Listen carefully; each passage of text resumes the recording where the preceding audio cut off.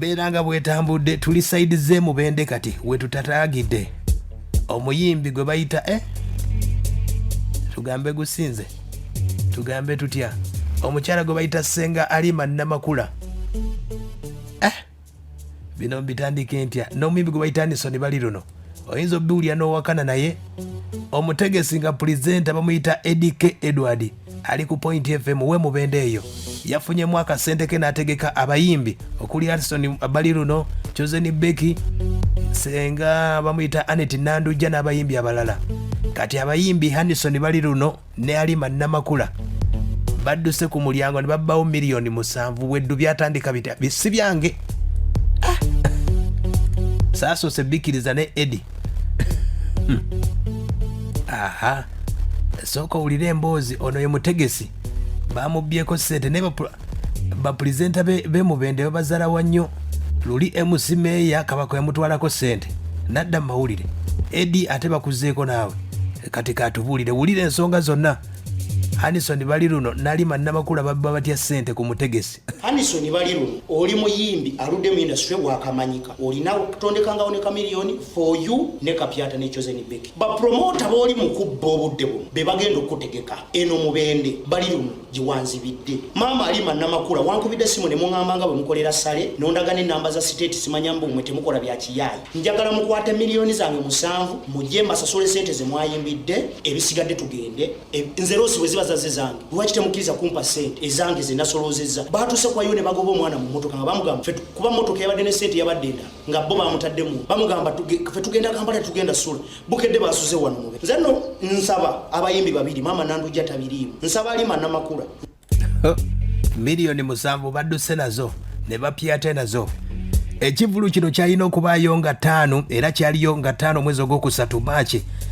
Wali ku bayita ku Club Hope Mubende era nga posta kwali kabayimbi Hanson Baliruno, Chosen Becky, Senga Halima Namakula, Anet Nandujja kuyingira mutwalo gumu atenga ku Sunday nga 6 Maachi kwali kyalina okubeera side zo Popo Francis Memorial Gardens side zentuuso abentuusi mumanyi lw'emiyaga eyo ekivulu gye kyalina okutambula era ne kyaliyo kati omukulu Hanson Baliruno sente yazijja ku mulyango ulira una tugamba omutegesi babba batya sente nsaba Hanson Baliruno recording za mwenzirina nga mungamba shoye Mubende eyentuusi ne bugitiya recording nzirina saagala bintu bino bitwala mawulire kufuna sympathy nina erinnya lyange Edizike Promotions territory gyenkuba bamanyi segomba walala mukwate sente zange muzimpe ze mwabbye ku sho bwe kiba kiganye sina walala wengenda miliyoni 7 ze basolozeza ku mulyango bwe kiba kiganye sina walala wengenda kugenda mutwale sente bwe mba mukimanyi sho yentuusi mwe mwagitegeka njagala muleetere siti zentuusi poliisi mundeetere ez'owekifo oba mwe mwategeka sho ngenda compensating obutebe ne monitor bwe muba temumpadde sente zange lutalo lwa sente. Omukulu wuno omutegesi akyatugamba babbye batya sente ze nkubidde Halima Namakula n'angamba mubadde yakala tuveewo nga tetusasuddwa fe tuli bayimbi b'amaanyi nyimbira biliyoni Halima mama Namakula emyaka gyo Katonda yakuwa omukisa n'ofuna ku sente ku myaka egyo njagala mukwatibwe ensonyi mukwate sente zange muzimbe I'm the one to pay you miliyoni 7 eyabadde ku mulyango evidence ngirina mwalowoozeza muli awo mwaze kubba nabadde ne mmotoka nambe y'abaana abankolerako bentambula nabo ababadde ospinga each and everything obutambi mbulina njagala balabe esho balabo babadde basazewo kimu sho yentusibo eye Mubende bwe yabasala badduse na sente compensating wano bangamba mbo Chosen Becky babadde bamusasule show bili Chosen Becky ne sente za show eye Mubende bamuwako miliyoni 2 miliyoni 5 loni namusonyiwa bubaba bawakana nakuba screen shot simu ya Baliruno buli kimunkirina kibayogera ne loni nga yedigalira Becky bamusonyiwa Chosen Becky ne bagala omufuulo omubi at the last ne bagala n'omukuba mawulire ne bagamba musoke muli nenso biyamu temuyinza sasula muyimbi lwa lero nga show yancha bili Mubende abayimbi Halima Namakula na Hanson Baliruno bwe balabye ekivulu nga kiwedde ekyentuusi ne bakwata miliyoni 7 bagambye ku mwana eyabadde asolozaawo we yabalabye n'abawa ekitiibwa n'agamba mugende mwesasule ne badduka nazo omutegesi ne mama Halima Namakula ku ssimu nabifunyeeko biibino kambuuze kuba tolina gundi mala kwetonda kyokoze omuyaye mwana wange. Lwaki ogwo oyagadde okumpita obubbi nti mbadde enkubye sikusasudde? Sigambye nti gwonsasula tosobola kunsasula. Kambuuze. Kusasula nanduja nange tutusobola. Naye ekyo tetukiriiko. Si kye tuliko kati owulidde nze sirimu bya busente obwo. Naye okuŋŋamba nti ate naawe ofusse muyaye oli mwana mubi. Senga bigambo bye wankubira essimu ekiro twayogera bigambo ki nakugamba ekiro. About the show eyenkeera nga nkugamba shino wewezaanyi. Mulina bwe mwategeka ne nkugamba nti bye mwategeka ebyo nze sibimanyi nze. Isho gye mwayimbyeko yange ompuliriza bulungi eyabadde ye mugende yasaze. Tukiriza gye twayimbyemukko yabadde yo. Naye nze nga sinatuuka ate ku bendinga lo na mwana mutonga gwe kumpita muyaye. Njagala tube nga tetwogera tubireke nze ebyange owulidde kubajja kutuuka tuyita ekintu kye tutayagala. Senga kankubuze kumpita omuyaye oyogedde kikyamu. Halima Namakula yakabidde ne ku ssimu nno omwana amuyita atya omuyaye. Halima Namakula agambye nti yakolera biliyoni simu wavuwadde n'akamu ate mubende babadde onolayo ki. Sirina sente yonna nze munange omukyala gwewazze eyazze okuyimbira ndi worth billion siri worth million kati miliyoni emu tera gyenkola. Kambuuze bw'oba omanyi so n'olwekyo kambuuze tonteeka mu bwavu.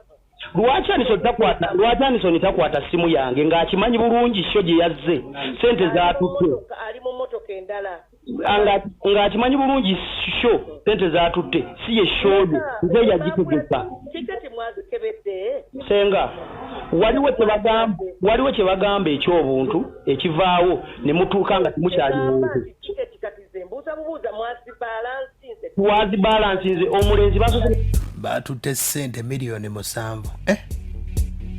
Hanson Baliruno yakutte akasawo ka sente. Uno wano katuwulire byagamba. Ng'ate amazima ogamanyi tutte wuliriza tubadde tututte nkwanjulidde sente n'ozikiriza okutte ekkubo n'ogenda bugenzi. Omusajja tata muto n'akuyita n'agamba komawo okutte ekkubo ogenze n'otugamba mugende e Kampala. Tundi tetuli baana bato tetwagala kuzanya okubidde abantu bali otandise batiisatiisa oyogera ebigambo bingi ebigambo tebirina kye bigenda kusolovinga. It can't solve anything. Tukuyisenga abantu abakulu tutuule wataddewo omwana wo buli kimu obadde okiraba. Kati nze abayimbi mbasasuze eki kati wagambye nti shokale nze nategeka eno gwogamba mbu wategeka eri kati eri abayimbi sente z'ogenda okusasula abayimbi obadde ogenda basasuza wasasudde abayimbi nankutege gwe ojjeri kuganga wafunye omugagga wakusasulira ebifo gwofune sente ogiri. Hanson Baliruno ayina ennyimba olw'akamiliyoni ne Chosen Becky. Hanson Baliruno mufunyeeko wano ayina ensonga zategeeza agamba nti omulenzi yeekyusa bwekyusa ezo ebivulu byonna byali bibye. Nange ne binsobera byali mubende ku Hope Club Hope olunaku lwali lwa Saturday. Hanson yangambye bw'ati. So gayo oyo yajja n'ayingira mu inbox yange promote obugundi presenter w'emubende ngamba oyinza okuleeta ekintu kino emubende. Yes. Kati lwajja nange nsobola okuyambako okutegeka. He sounded to be so good before yali yajja n'angamba nti aplaying music wange. I felt he's a good person. Wanting my music, why not? Nansindikira budget etambuza concert naki. Ne tutandika okubikolako nsindika posters nenjogera n'abayimbi nenzikiriziganya nabo omuwendo mba ndi awo n'akomawo tusobola okukola extra waliwo kifo bakiyita ntuusi sikiwulirangako bwe lwasoso kiwulira nabokero oba ogenda kukola otya nti ate tusobola okufunayo abantu nga 14.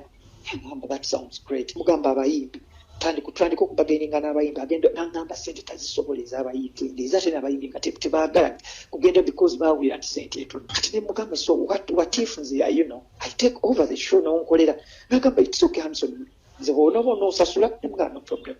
Kakati kubanga I was working on 2 shows here and there nina okusasula bills ez'enjawulo ku ntuusi nendwawo okubeera nga muwa sente. Why? Because yangamba he has secured everything even if we pay a bit later as long as ekyemubende kitambula bulungi. It's okay. Kati nali mugambye ku Tuesday towards the show nennemera because I was agenda okusanga ng'ebintu bituze naganza ekivulu nakiwambye ku Baliruno gyeko nkitutte. Kakati manager n'akuyana nga Baliruno wangamba birala nono gaya ngamba birala nemwa nteka mulawudi kubira namuteeka mulawudi.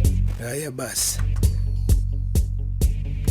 ensonga zezo zivaako emubende. Hanson Baliruno ye sente ebyokubba sente abyegaana agamba ekivulu kyali kiki. Senga Halima Namakula agambye omwana kikyankoze okunswaza nze alina biliyoni ne biliyoni. Ate pulezenta Edike yagamba abanoonya. Ensonga ezo goyinza kwongerako tafaali ki? Ani mulimba ani muyaaye? Ani yeetaaga okukwatibwa? Kuba nange sibitegedde bulungi kubanga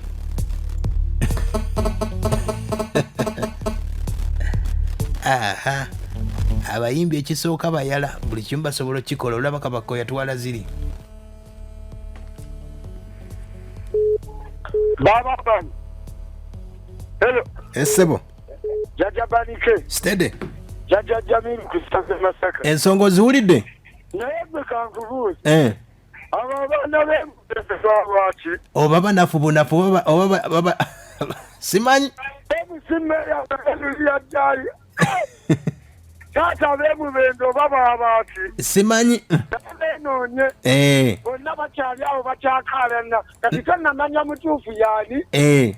Omagamba sheye yagitegeka. Kati tugende nani? Nange simanyi. Esebo. Soko ngambe go bitegedde otya? Amalike. Esebo. Wewe kueleza. Ye boss. Oganda bukenya Nicholas nali wale chanjo. Aha.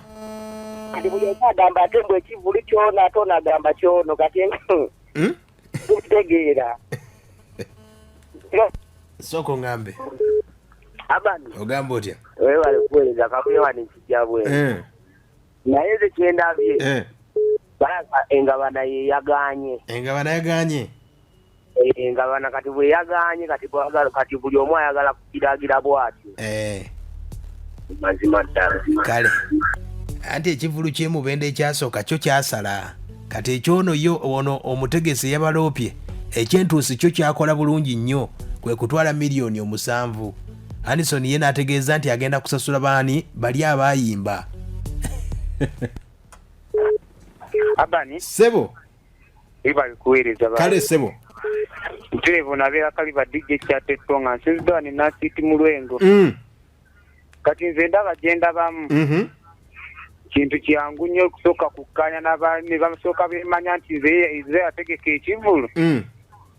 Awo ne basalawo omuntu ono gundi yategeka ekivulu then kati awo ne balyoka bagoberera ebyesente.